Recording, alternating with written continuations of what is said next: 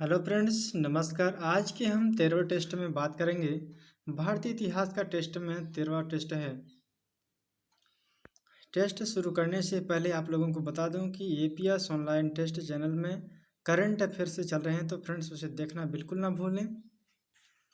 और आप लोगों के टेस्ट मैं करवा ही रहा हूं पुष्पराज एजुकेशनल चैनल पर, तो डेली आप लोग बने रहिएगा।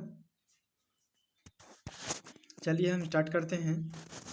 जूनागढ़, हमारा पहला प्रश्न है कि जूनागढ़ शक शासक रुद्रदमन से संबंधित है। संस्कृत भाषा में लिखा गया पहला विस्तृत अभिलेख है। सुदर्शन झील के जीर्णोद्धार का विवरण प्राप्त होता है। जूनागढ़ अभिलेख कहाँ से संबंधित है? यह रुद्रदामन से संबंधित है। शक शासक हैं रुद्रदामन, इनसे संबंधित है। और जूनागढ़ अभिलेख जो कि संस्कृत भाषा में लिखा गया है, यह सुदर्शन झील के जीर्णोद्धार का विवरण दिया गया। तो हम सिर्फ पॉइंट की बात करेंगे कि इनका 3 मार्कर में कैसे लिखना है। हालांकि हमने अपने अनुसार लिखा है 10 शब्द में, फिर भी आप लोग और छोटा करना चाहते हैं तो कर सकते हैं। तो आप लोगों को बताना है कि जूनागढ़ किनसे संबंधित है? रुद्रदामन शासक से संबंधित है। ये किस भाषा में लिखा गया? संस्कृत भाषा में लिखा गया।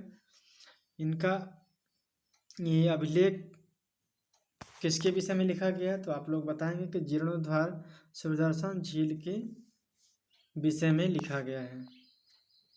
अगला वंश आ जाता है कर्ण वंश। दूसरा प्रश्न है कि कर्ण वंश, इसके संस्थापक बताएंगे। वासुदेव हैं। शुंग वंश के शासक के उपरांत मगध शासन में शासनकर्ता वंश है। यह शुंग वंश के बाद कर्ण वंश आ जाते हैं। प्रमुख शासक में देख लेंगे कि सुशर्मा है। सुशर्मा के बाद नारायण है। ये सभी राजा जो कि कर्ण वंश से संबंधित हैं। आप देखेंगे संगम साहित्य। संगम काल में संकलित साहित्य संगम साहित्य कहलाए हैं।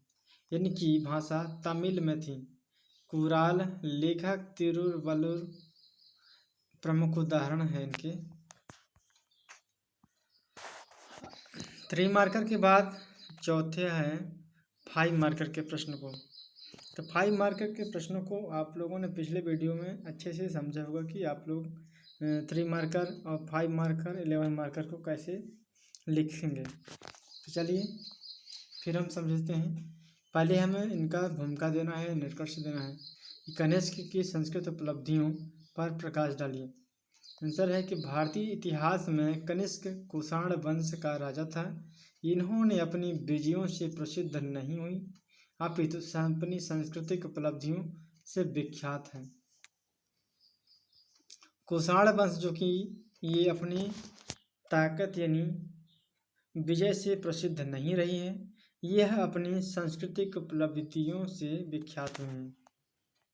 इनकी मेन बॉडी के समझेंगे कि यह कनिष्क द्वारा बौद्ध धर्म की महात्मा बुद्ध शाखा की संरक्षण को प्रदान किया गया है। चतुर्थ बौद्ध संगीत का आयोजन इन्हीं के कार्यकाल में हुआ था। मूर्तिकला की गांधार व मथुरा शैली का विकास हुआ था। 78वें ईसा पूर्व में शक संवत चलाए गए हैं। तक्षशिला प्रमुख शिक्षा केंद्र में स्थापित था।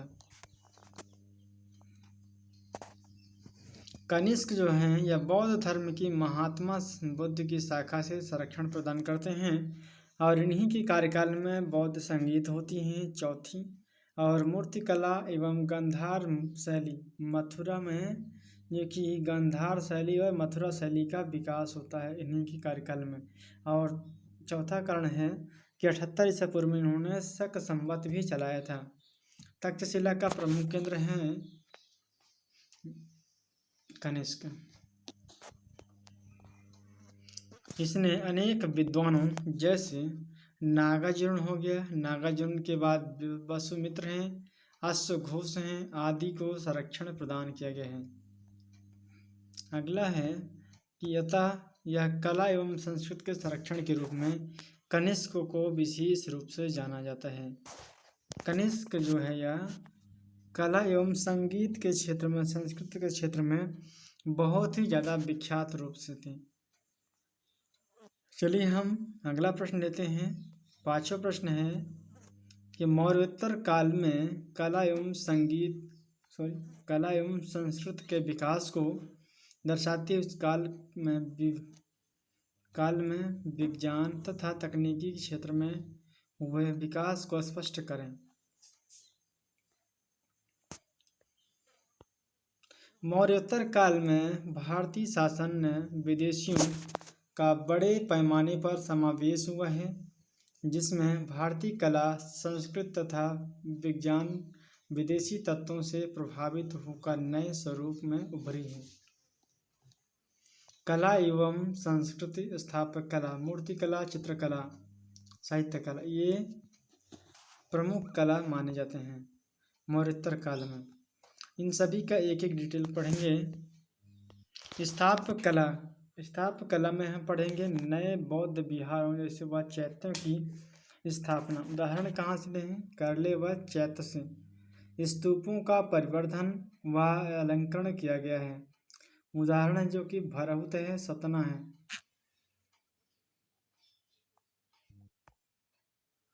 भरहुत जो कि सतना डिस्ट्रिक्ट में है।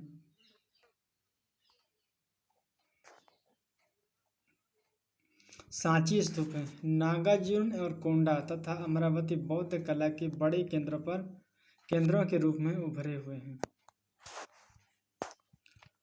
दूसरा है मूर्ति कला। इस काल की मूर्ति कला में बौद्ध धर्म का प्रभाव स्पष्ट दिखाई पड़ता है।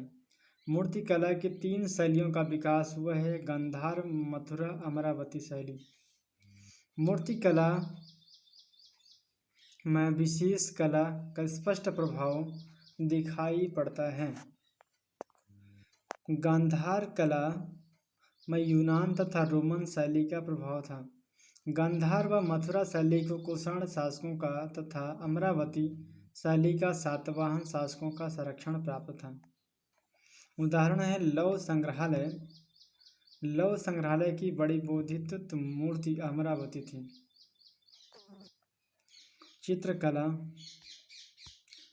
इस काल में अजंता चित्रकला, औरंगाबाद ये प्रमुख उदाहरण थे। साहित्य में संस्कृत भाषा का विस्तार हुआ। रुद्रदामन का जूनागढ़ अभिलेख, बुद्धचरित व सुंदरानंद जैसी रचनाओं का विकास हुआ है। अगला है अन्न में देख लेते हैं कि अन्न में कौन कौन से हैं। अन्न में है भारतीय नाट्य कला में यवनिका पर्दे का प्रयोग किया गया। इस युग की बड़ी घटना थी। विज्ञान एवं प्रौद्योगिकी। यूनानियों के प्रभाव से भारत में ज्योतिष शास्त्र, चिकित्सा शास्त्र और रसायन शास्त्र का विकास हुआ है। चरक संहिता में चिकित्सा के लिए प्रयोग होने वाले असंख्य वनस्पतियों का उल्लेख किया गया है। सिक्का का निर्माण तकनीकी में रोमन प्रभाव को देखने को मिलता है। इस प्रकार मौर्योत्तर काल में उपरोक्त सभी क्षेत्रों में भारत का बहुआयामी विकास हुआ है। तो चलिए फ्रेंड्स, आज का वीडियो में यही एंड करेंगे। Thank you so much. जय हिंद, जय भारत।